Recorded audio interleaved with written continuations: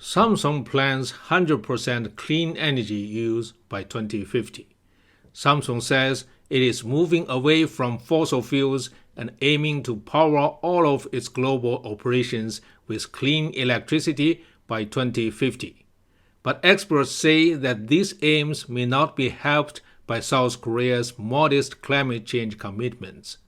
Samsung, South Korea's biggest company, is a top producer of computer chips and smartphones.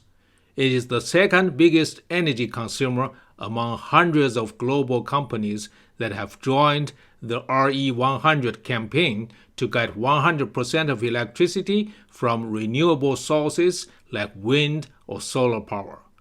In September 2022, the company said it aims to achieve net zero carbon emissions across its electronics divisions by 2030 and across all global operations by 2050.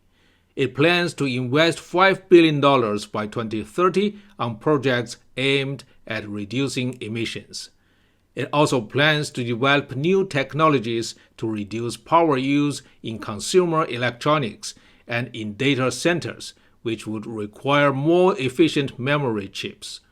South Korea got 7.5% of its electricity from renewable sources in 2021, much lower than the 30% average among rich nations making up the Organization for Economic Cooperation and Development.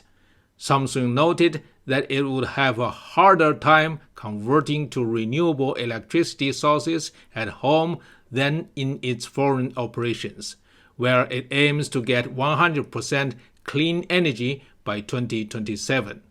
It said renewable energy supplies in South Korea have begun to expand but remain limited, while its own electricity needs continue to rise as it tries to meet global demands.